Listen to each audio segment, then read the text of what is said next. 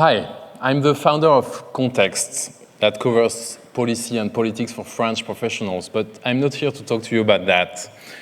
I've been involved for 10 years in a French trade association of independent news publishers, SPIL. I've always wondered, independence, what does it mean? All journalism nowadays seems to brand itself as independent.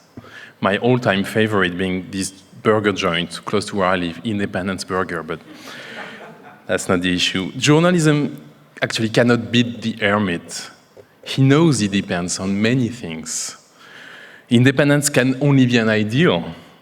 So we have a first answer. When a newspaper calls itself independent, what it really means is that it wants to be independent. But what journalists usually mean by it is that they can do their job freely without interference from special interests. Well, okay, but in the end, it all depends on the boundaries set by the editor, or, as the economist puts it, money talks. Editorial independence lasts only as long as the owner wishes it to. The owner decides who he appoints as an editor, who in turn decides the editorial team and rules.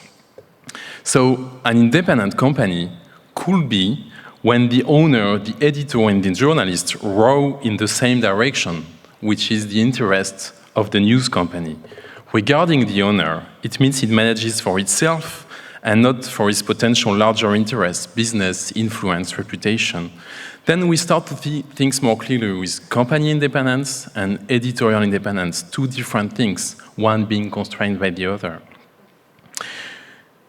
So that could be a definition. An independent news company is when it is managed for itself and not for any other interest, or that the owner's interests are within the media business.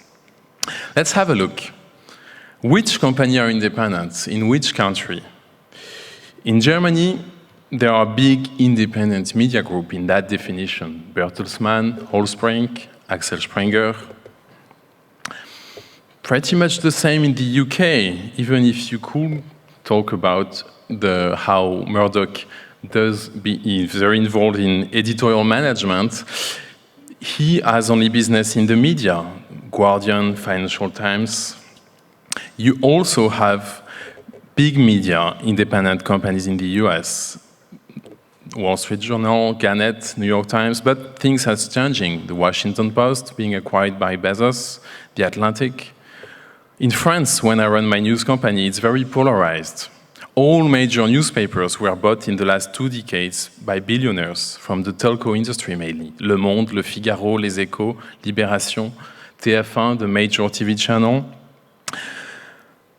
Well, why should we care about the independence of the news company itself? Are independent news companies any different, any more useful to our democracy? First, I don't think independence means quality. Let me be very clear about that. No one would dare to say that the WASPO doesn't do quality journalism, and I know many independent publishers that do shitty journalism. But there is the issue of trust. More and more people in France say they distrust traditional media because they are sold to billionaires. Mediapart, a French pure player, launched an ad campaign using it, saying only our readers can buy us. Then there's the issue of profitability. It turns out, I made the analysis, French independent companies make higher profits than non-independent companies. Xavier Niel, one of the owners of Le Monde, said to his CEO, do not lose money, not make money, it's different. You have here the growing dependency of French publishers on state grants, which is a problem created by non-profitability. And, well, in the end, it does matter for our democracy. Pardon my French, but fuck, we're in Athens. I had to put that picture.